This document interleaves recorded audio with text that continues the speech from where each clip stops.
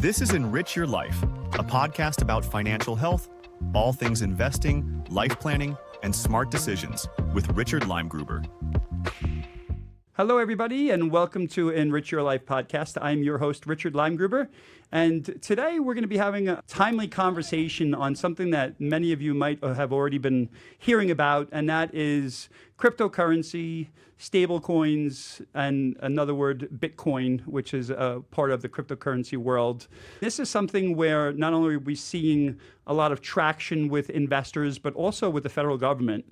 Just recently, the federal government has announced a cryptocurrency week in our nation, and we're starting to see a lot of different regulations being introduced and trying to look into how we can incorporate cryptocurrency stablecoins into an investment economy, making sure that regulatory agencies are set up and who's going to be discussing and who's going to be making sure that people can't lose their money due to fraud, waste, and abuse. Today, we're speaking with Howie Levine, who is the Regional Vice President at Bitwise Asset Management. Howie has worked with Bitwise for over 4 years and has over 9 years of experience working as an advisor consultant in the investment industry. He is a DACFP certified in blockchain digital assets. Graduates of this program gain an essential knowledge and understanding of blockchain and digital assets and are able to provide investors the advice they need about this new and transformational asset class. It's also called an alternative asset class. Bitwise Asset Management is known for creating the first and largest crypto index fund. The Bitwise team of more than 100 professionals combines expertise in technology and asset management. They are known for providing client support through expert research and commentary, and it's a nationwide client team of crypto specialists, and it's deep access to the crypto ecosystem. So without further ado, I'd like to introduce Howie Levine. Thank you so much for being here. Thank you for having me. Excited to be here. Absolutely. You look a little familiar, like we might have done this at one point in time. So, you know, cryptocurrency is something that if you haven't heard about it, you'll be hearing about it soon, I should say. How did you get into this industry first and foremost, and what attracts you to it? Sure. As you mentioned, I've been involved in this industry for just shy of 10 years, and having worked in traditional finance, when my company was moving to another part of the country, I wasn't moving with them, so I had some time to think about my next steps. And when the opportunity presented itself to work for a crypto asset managed firm, namely Bitwise, I knew that this is where the puck was going, and I'd have a chance to work with RIAs.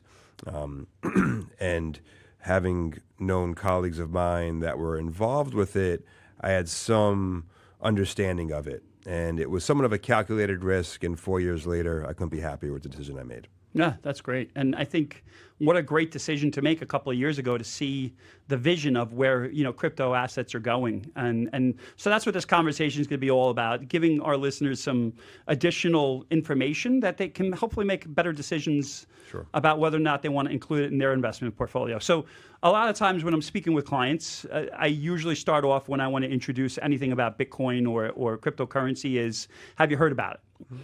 And a lot of times what I've noticed is that either they know a lot about it or they know absolutely nothing. And either they're excited about it or they're scared of it. What I mostly say is, you know, based upon how somebody would respond is how I can gear whether or not it might be a suitable recommendation to put in somebody's portfolio.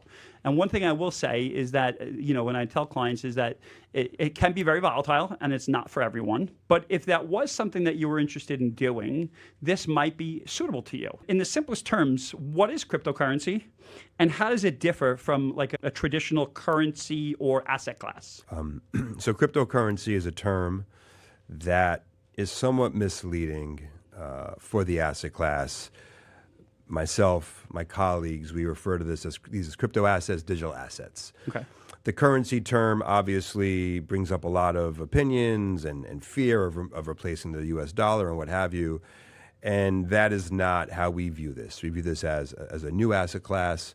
And for those that have been investing for some time, it's the continuum of investments and asset allocation. In the most basic terms, blockchain technology, crypto assets were created through Bitcoin in 2008, 2009 as the transfer of value over the internet without a third party confirming that. So as you have a bank that will confirm I have X amount of assets in my bank account. For you to receive that, they have to confirm that. This is all computer science, and if I have it in my account, I have your address, it gets sent immediately, and in turn removes the middle person. I was going to say it takes out the middleman. Correct. And normally there's always some sort of a sliver coming out of that transaction, whether it's a transaction fee. So if you're moving your money to the bank has to then let that clear, and then they move it to the person that you're issuing that money to, whereas cryptocurrency, it's all digital. Correct. And another question is it safe to use, right? Mm-hmm. So I think we were having a conversation last time about how is cryptocurrency safe to use, and we were talking about a digital ledger. You want to talk a little bit about that? Sure. So every blockchain that's out. So Bitcoin has its own blockchain. Ethereum has its own blockchain. Every crypto asset is going to have its own blockchain. Uh-huh. These are public softwares. Anyone can access them. And on those, the people that are using these blockchains are confirming the transactions that are occurring. And those that are working and helping out these ecosystems in turn are securing them. So as transactions occur, they're being confirmed, and part of the reward of confirming these assets and using these blockchains is getting rewarded with a token. Those that are working within that blockchain are working to make sure that it does remain secure and provides those that are using it the security to operate moving forward. Bitwise, back in 2024, wrote a white paper, which is basically research, right? Mm-hmm, mm-hmm. Discussing real-world examples of crypto in mm-hmm. action, and it could mean both everyday users and then crypto investors, right? So can you explain why entrepreneurs and innovators are turning to crypto to improve their status quo? Sure.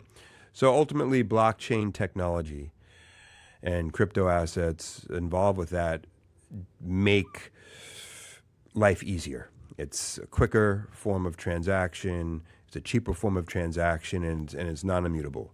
Transactions remain on the blockchain, they're open to the public to see, and it's just easier for business purposes. Avalanche, which is a blockchain similar to Ethereum, a smart contract layer 1 protocol, they recently signed 2 contracts, one with DMV to house 41 million car titles. And if you think of the DMV, you don't think of efficiency. Right. But blockchain technology is going to make many archaic industries, if you will, more efficient just by virtue of the technology they're bringing to the table. And Bergen County, which is pretty close to here, just over the Hudson River, sure. They just signed a deal with Avalanche, putting $240 billion worth of real estate deeds on the blockchain, about 370,000 properties. So these are real-world examples of how this technology is being used. And I think the biggest example that people are going to start to realize is crypto technology, crypto assets are stablecoins. Yeah. And that is going to be how payments are processed, where we've had credit cards for so long now, we now have this new technology that will disrupt, but will also make payments, especially cross-border, 24/7, 365, that much quicker, easier, and cheaper. You mentioned stablecoins, and that's a little bit different, right, mm-hmm. than Bitcoin, of course, or Ethereum, mm-hmm. and all the other ones that are out there, right? Mm-hmm. So can we give our listeners a little understanding of what stablecoin is and how do we use it? Sure. Or how will we use it? Sure. Stablecoins are tied to a fiat currency. So if it's tied to the US dollar, one stablecoin equals $1. Okay.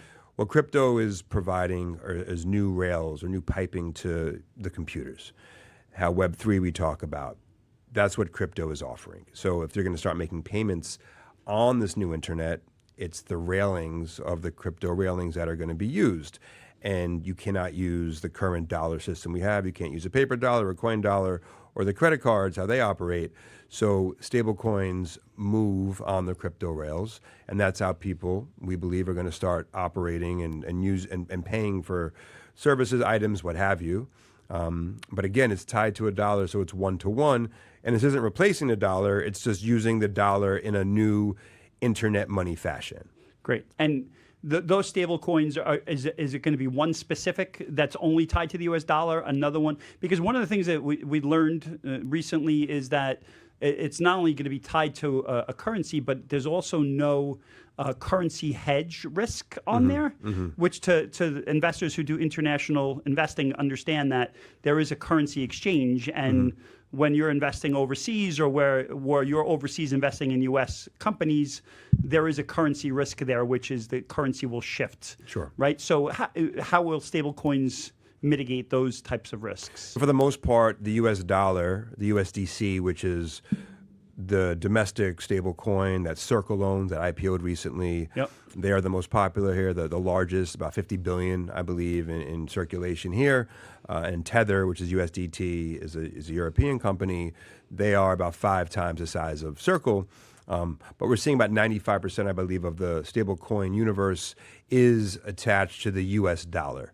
But again, it's easy. It's seamless for the most part. It's transparent. Yep. It's frictionless. And already we put out our Q2 review just the other day for the crypto space. And in the first 2 quarters of this year, there was more stablecoin transactions than Visa transactions. Wow. And for the most part, many people haven't experienced it on a one-to-one level. So we're just in the beginning of this. And it's very exciting, as I think the light bulb is going to occur for many people that quite understand crypto. And now it's a way of understanding how this technology can really work. Yeah, and I've noticed that there's a lot of banks, right? The big banks, they're all getting into this. And one of the things that we had discussed previously was the fact that when first stable currencies came out, people really didn't understand what it was. And I think there's more of a definition now, which is it's a tool to transact money, Correct. to send money places without having to pay somebody to do it for us, without that third party. When it comes down to it, why are banks getting involved in this? Why are they interested in doing this if it's eventually going to take away their business model?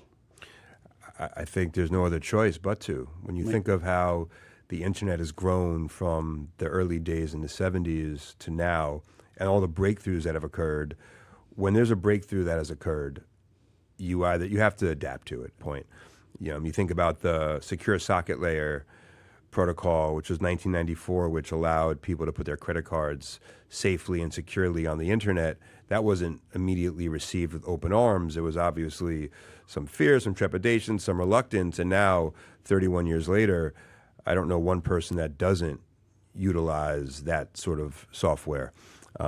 So with stable coins and crypto as a whole, 15 years into this revolution, this revolutionary software, it's only a matter of time until it starts to become part of the everyday use. Yeah, and so people should start seeing more of these types of options when making payments. Is that what we're looking at? I believe so. Yeah. Great. Yeah, good. I would believe so. It's quicker, it's cheaper, it's just the new. If you think about how T+1 just occurred, a year Settlement. ago? Yeah. 100 years? Yeah. The financial world and systems and technology don't always move at the same pace. In turn, you have some negative rhetoric potentially, or it's disruptive, and people change in general isn't always received with open arms. And this is where we are right now. For me, it was always like, well, what is it? Is it a product or is it a service? And I think we've come to realize this is a service. It's basically, it's going to take over Venmo. It's going to take over, all these payment systems that charge money, right? Yeah. And you're going to have complete control of it, and it's going to be something that you can utilize in the future. I always wanted to talk about the product, right? Because in order for me to be able to turn around and say somebody, I think it might be in your risk tolerance to be able to invest in this and hopefully make some money, right, on everything. You guys had mentioned back Bitcoin ETFs, which were only launched back in January 11th of last year, 2024. You guys estimate that over $36.2 billion have flown into spot Bitcoin ETFs. And Bitcoin is now the 5th largest asset class. And your company, Bitwise, predicts that all the Bitcoin ETFs will attract more inflows in 2025 than they did in 2024, which just means that there's more people looking to invest in it, right? So obviously this is an asset class that investors are interested in. Many people have heard of Bitcoin, but they don't understand what it actually is. I know we probably talked a little bit about Bitcoin, but somebody walks up to you and says, "What is Bitcoin?" Can you just give us a simple answer, or? So Bitcoin is viewed as digital gold. It was created again 2008, 2009, coming out of the banking crisis. There are only 21 million Bitcoin that are going to be mined, so it's capped, similar to how gold is a limited resource, and every 4 years the amount gets cut in half, and by 2140 there are going to be 21 million should be mined. And that's it. And that's it. And because it's not domiciled in a particular country, it's viewed as a non-sovereign hedge, a non-sovereign store of value. And we've begun to see countries added to a balance sheet as a hedge against their dollar or other dollars. And we've started to see companies begin to add Bitcoin to their balance sheet as well, again, as a non-sovereign store of value, a hedge. If the dollar's weakening, where else can you put some of your earnings or what have you, and make sure that they don't decrease? Right, And your wealth, right? Yeah. Absolutely. And for somebody looking at crypto as an investment, how should they think about it as a role in their portfolio compared to stocks, bonds, fixed income? So crypto, Bitcoin, let's say we use Bitcoin as the figurehead. It's an alternative asset. It's a liquid alternative asset, which I think is always being sought after. Yeah. Unlike private credit, private equity, this is the ETFs now trading, very liquid. Small percentage, obviously, depending on you as an advisor or a client, what your risk tolerance is. Sure. But again, we're early in this. So you speak to some people, you hear other talking heads in the industry that have much larger allocations. Sure. It depends on who you speak with, depends on how educated you are, how comfortable you are with the asset. But like any investment, I think it's important to understand what it is. And part of what we do is educate and synthesizing it down to a point that the advisor then can share that information with their client as to why they want to invest in it or why they don't want to invest in it. But unlike several years ago when I first started with this firm, you could have said, I don't want to talk to you about this.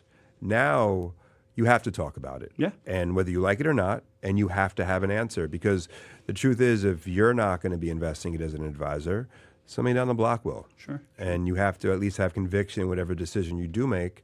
And part of my job and what I enjoy doing is educating and at least providing the tools as to why an advisor should invest in it or why they shouldn't, and they'll come to that decision on their own. Yeah, and one of the things that it also has done is now that the SEC has allowed basically an ETF, an exchange traded fund, to purchase this, it becomes a lot more liquid. I could buy it today and sell it tomorrow. Sure. Right? And there's liquidity to it.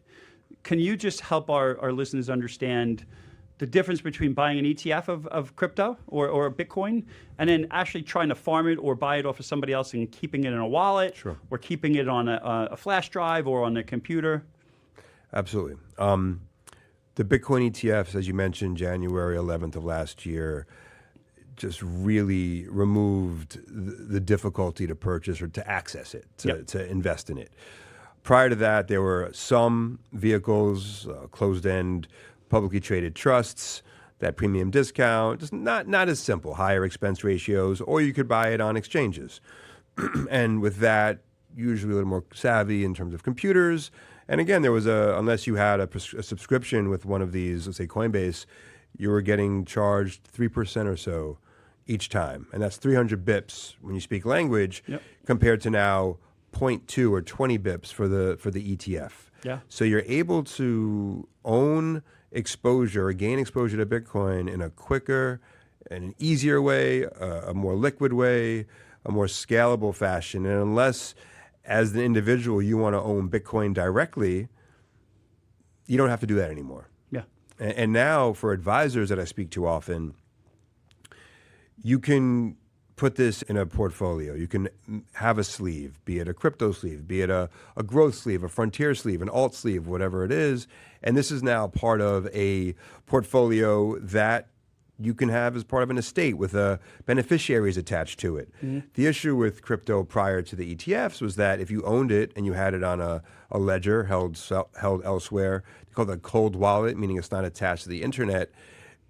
If, God forbid, something happened to you or the ledger, Or the computer. or the computer, that it's gone. the notional value of that crypto could just poof. Yeah, I was actually watching a video recently about one guy who apparently threw out his computer and had his Bitcoin on there, and they're still looking to this day, like literally going to the landfill and taking hundreds of thousands of dollars to try to look for it because it's worth like millions of dollars. It's just a funny story, not funny, but it could happen, right? It's the truth of it, Yeah. and existentially speaking, it's gotten a little different than it was a couple of years ago. And when I speak to an advisor, we have a variety of products. I ask, what makes you sleep best at night? Which of these products are you comfortable with? Yeah. And we're getting to a point, I think the advisors have to have that conversation with their clients if they're holding crypto elsewhere, and it's a chance to bring that onto the books and have a much more holistic conversation about their entire book of business. Right, and that's the liquidity that I've always looked for when I'm working with clients. Like, you Sure. want liquidity.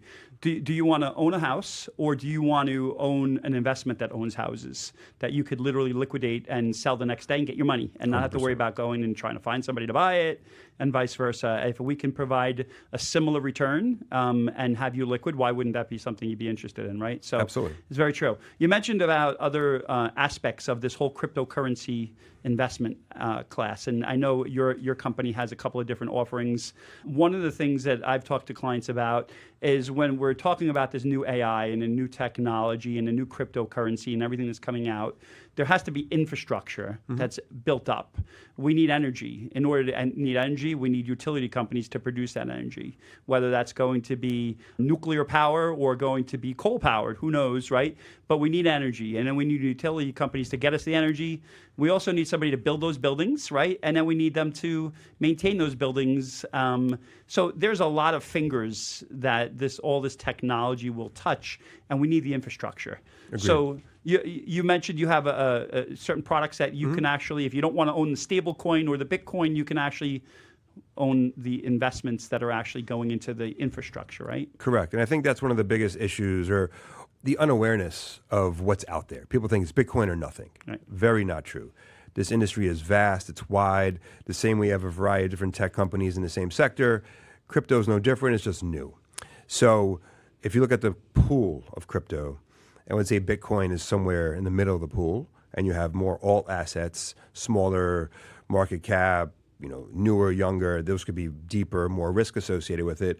I would argue in the shallower end of the pool, you have the companies that are building out the ecosystem, publicly traded companies, easy to discuss. You can look at their earnings just like any other company, but they are building out this infrastructure. And now we're seeing, and I think as an advisor who I speak to advisors, it's an easier conversation to have as opposed to an esoteric asset, if you will. Almost like tiptoe into it, correct. and then see how it works, understand it, and then you can buy the actual. 100%. Yeah. And you're gaining exposure. And now with the stablecoin revolution upon us and Circle IPOing, you are able to access new companies that you haven't had access to, and the industry is just growing, and it's a pretty exciting time to be involved with it. It's so much fun. I love Yeah. it. All this being said, right, I think we had talked about the fact that banks are getting into this now. We talked about how the SEC, Security and Exchange Commission, is now allowing you to sell this through investments that are liquid. But now you also have the U.S. House of Representatives actually declared this week, July 14th, Crypto Week. And because of that, the big, beautiful bill introduced a couple of new acts: the Genius Act, the Clarity Act, and the Anti-CBDC Surveillance State Act. Can you just touch upon those? Sure. So all three of those are steps in the right direction for regulation when it comes to the crypto world. And regulation is important.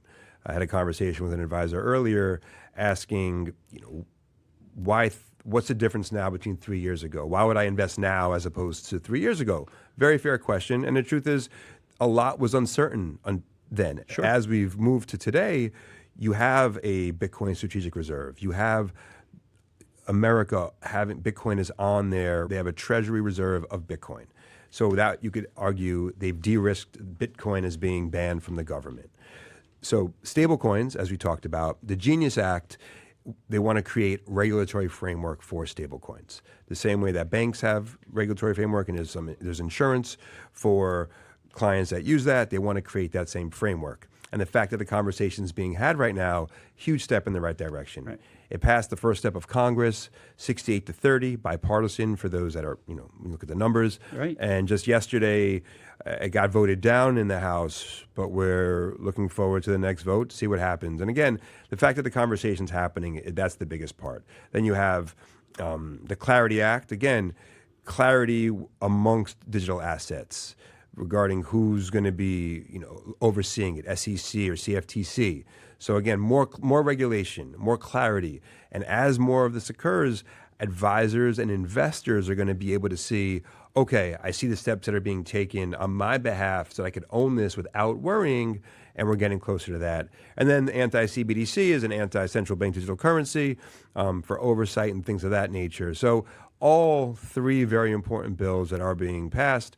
And again, if they don't make it the first go around, the fact that we're having the conversation, I think, is the biggest point to be taken from this. Eventually, when those are all passed, I think our industry will have a lot more guardrails 100%. to be able to explain to clients what the actual protections are. Even though they're still protected because the SEC has to make sure that the investment that somebody might be buying through an ETF is a legitimate investment, right? Sure.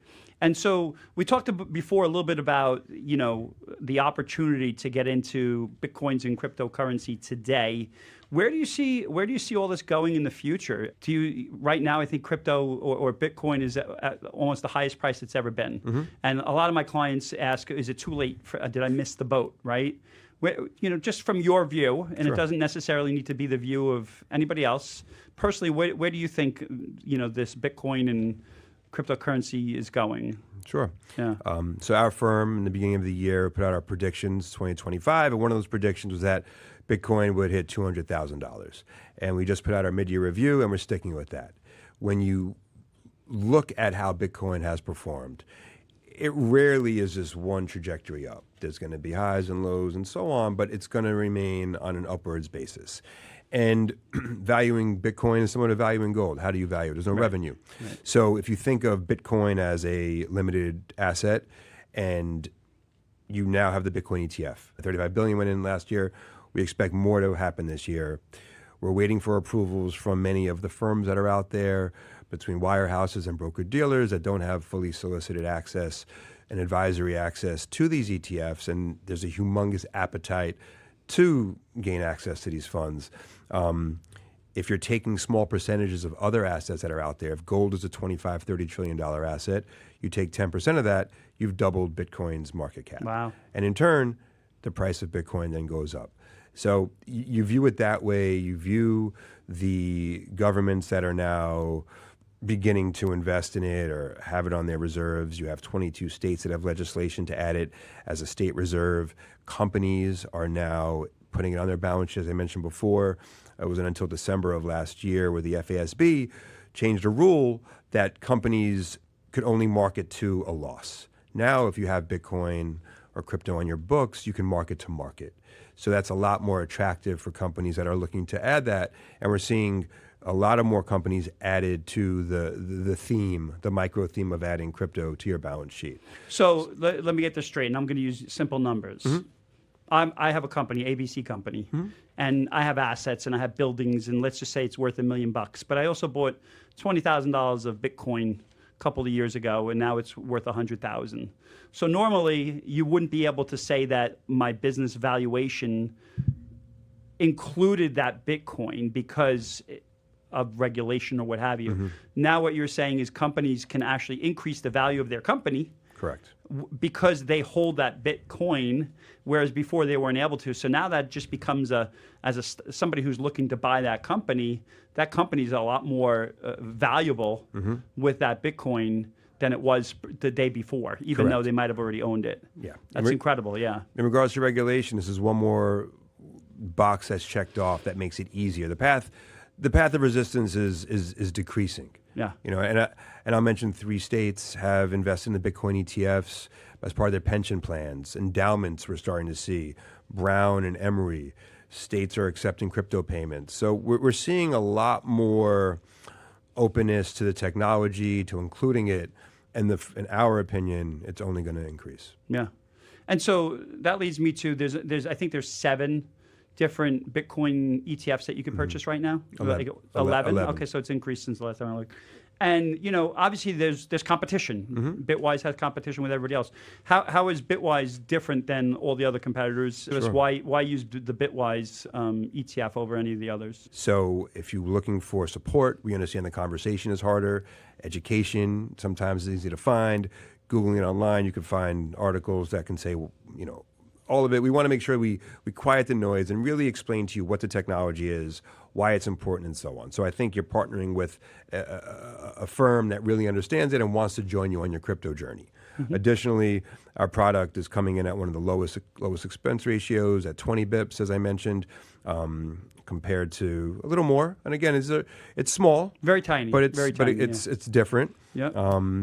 And lastly, we have 9 Bitcoin trading counterparties. Because we've done this now for 8 years, we've been familiar with the purchase process of finding crypto and dealing with providers of getting it at some of the lowest costs. And additionally, because we are selling crypto or offering crypto, we want to make right by both the crypto natives and also traditional finance. So 10% of our expense ratio net proceeds are going to developers within the Bitcoin ecosystem, Ethereum as well.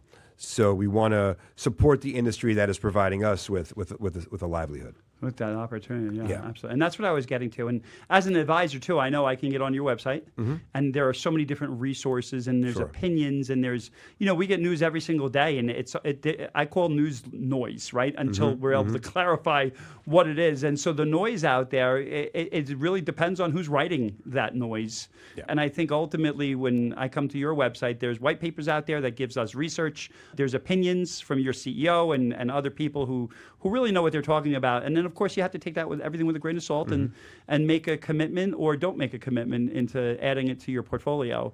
And, again, so I think ultimately this is a great opportunity for those who are young and old, but you have time, right? And the reason being is because we just don't know what's going to happen tomorrow, but we do know over time that the crypto asset class is growing. It's an alternative asset class. There's a lot of interest in it. And if you had, the opportunity to invest, this could be a small sliver of that space, right? Absolutely. And so besides calling me, how can somebody find out more about this craze that we're talking about today? You can go on the Bitwise website, learn more there. We have insights there. We have, for advisors in particular, we offer a wealth of information, as you said. We have a weekly CIO memo discussing something that's important because while, again, I do this every day, I would think everybody knows about this, but clearly they don't. And some of the Genius Acts and other events that are occurring, they're big news that might not be getting the fanfare that we believe, and we want to make sure that at least you're able to see it on our website. We put out quarterly reviews. We really want to do whatever we can. You have a Bitcoin library, Ethereum library.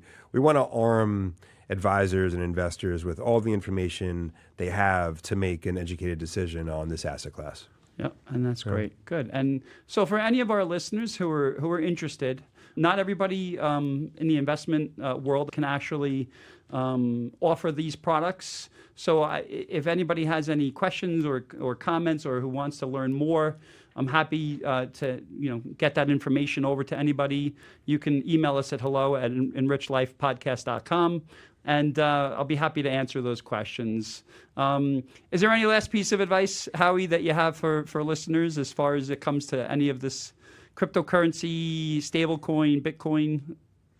I think to your point, there's a lot of noise out there, and it's important to make your own decisions. Obviously, we have cousins and relatives that might talk about something at the Thanksgiving table. Yes. Take that with a grain of salt. There's a lot of information out there.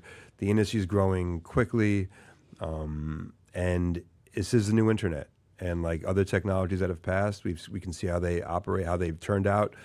Sure. I think it's important to learn more about it and then make a decision if this is the right thing to do. And obviously reach out to advisors such as yourself to see if this is something and how it fits in a portfolio. Thank you so much for coming back in and rediscussing this.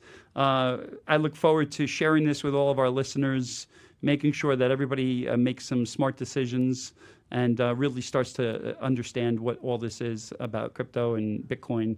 I just want to take a quick break here and thank everybody who helps this podcast become possible. LMC Media here, studio on the Avenue, has done a great job helping us produce this. Vectorly is our co-producer who does a great job making sure that this information gets to everybody on a timely basis. So thank you to them. Thank you to LMC. And thank you to Howie and Bitwise for being here today. And we look forward to continuing this conversation. Thank you for having me. Yes, absolutely. Please don't forget to like, share, and subscribe at EnRichLifePodcast.com, as well as on all of our favorite platforms. Thanks. Have a great day.